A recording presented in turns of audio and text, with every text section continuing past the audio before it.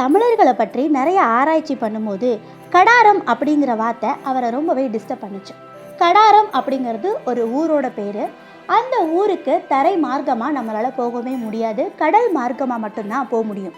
Digital வேர்ல்டில் இப்போயே கடல் மார்க்கம் நமக்கு ரொம்ப கஷ்டமாக இருக்குது.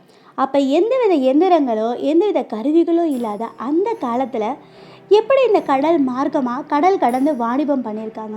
நம்ம ராஜேந்திர சோழன் அப்புறம் பிற்கால சோழர்கள் எல்லாம் கடாரத்துக்கு மரக்கலங்களை கொண்டு போய் எப்படி போர் பண்ணியிருக்காங்க?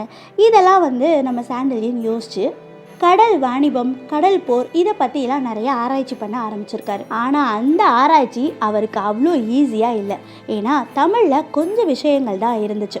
அந்த காலத்தில் எப்படி கப்பலை கட்டினாங்க, எப்படி கப்பல்களை பயன்படுத்தினாங்க, இது எல்லாத்துக்குமே நிறைய பிற மொழி நூல்களை இவர் ஆராய ஆரம்பித்தார்.